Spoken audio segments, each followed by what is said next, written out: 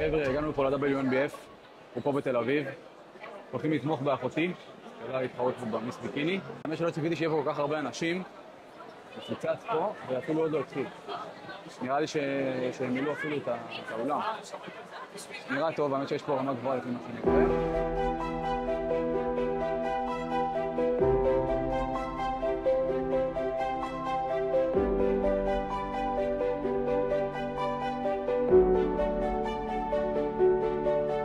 אני פה עם אחותי התאומה, עם אופיר. שלום. עלתה להתחרות לפניי, מי היה מאמין?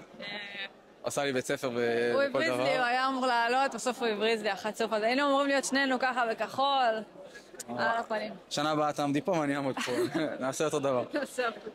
טוב, רוצה לספר איך היה ההכנה קצת? כן, אז המאמנת שלי זאת מעיין אליאסי. האמת שההכנה הייתה מטורפת, ואתה יודע. התחלנו חזק ורק חיזקנו וחיזקנו וחיזקנו וחיזקנו. זהו, מה, היה לי 5 אימוני כוח בשבוע, 18,000 צעדים. 18,000 צעדים? כן. שבוע לעשות 18,000 צעדים כל יום, כמה שעות זה לקחת בערך? וואי, זה לקח, הייתי צריכה לחלק את זה גם, אבל וואלה, גם איתך ועם חדד עשיתי קצת וזה, ווואלה, היה כיף.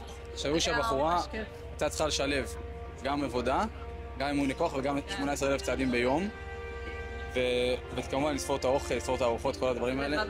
אבל באמת זה מטורף. כל מי ששוקל לעשות את זה, חד משמעית לעשות את זה. אני עשיתי את זה והגשמתי לעצמי חלום, ואני... זה שווה את זה לדעתך? שווה את זה לגמרי, באמת, באמת. כל מי ששוקל לעשות את זה, וזה יושב לו טיפה ג'וק הזה, חייב לעשות את הדבר הזה. זוכרת שהתלבטת שרק לפני שבכלל הלכת לדבר עם מעיין? נכון. אמרתי, מה, אני אתחרה, אני לא אתחרה, אם אני מתחילה זה... לא פורשים באמצע.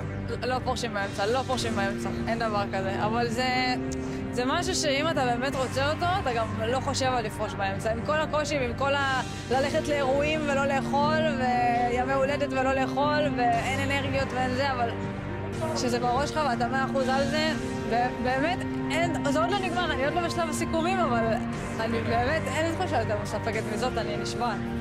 טוב, אם הייתי קם כל יום ב5 בוקר לעשות 9,000 צעדים, והיה נשאר לי עוד 10,000, הייתי גם מסופק לסיים את זה, האמת. לא שכן. אבל יפה, טוב, אני אתחיל אתכם בתוצאות. GDB אחר כך. אתה לא עוזר לך חשק?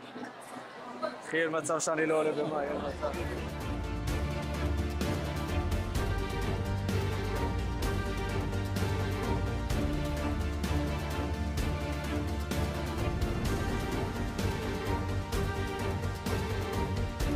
איזה שירים נוראים. למה הסאב כזה חזק? שירים קיבלו ממני 2 מתוך 10. לא נעים לי להגיד, הבמה נראה טוב. אבל... למה מצלמים כזה קרוב? קשה להתרכז בבמה שיש פה כאלה שירים נוראים. אם בכלל ישמעו אותי בסרטון, מנס. עכשיו אנחנו במנס פיזיק, קלאס A. בדרך כלל משקלים לא גבוהים של המנס פיזיק.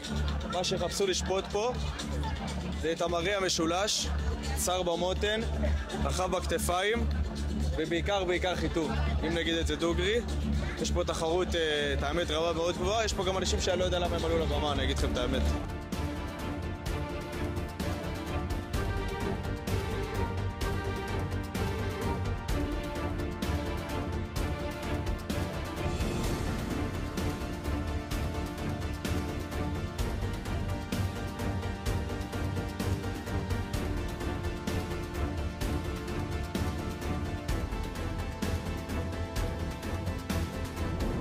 טוב, הסבר קצר על איך עושים. כל הקטע יש את השיפוט. אם תשימו לב, יש הרבה מתחרים שהתחילו בתחילת העלייה לבמה, בצדדים. עכשיו, אם יהיה התלבטות בין 3 מתמודדים, כי בסוף מנגדים פה טופ 3, ככה זה בתחרות הזאת, אז פשוט יצמצמו את מי שמתלבטים ביניהם לאמצע. בדרך כלל, מי שישאר באמצע, ברגע שהם מסיימים לשפוט, הוא כנראה יהיה המקום ראשון, צד שמאל של השני, צד ימין של השלישי. כל הקטע של הצמצום לאמצע זה שברגע שמתלבטים בין שלושה מי יהיה מקום ראשון, רוצים לצמצם את הטופ 3 שמתלבטים עליהם למרכז הבמה, ככה יותר קל לשופטים לשפוט ביניהם את הפרופורציות ואת כל ההפרשים.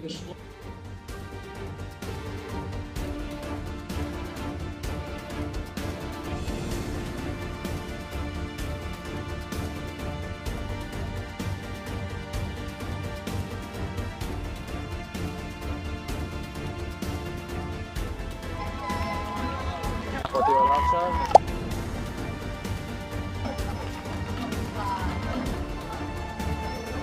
איזה יופי, איזה...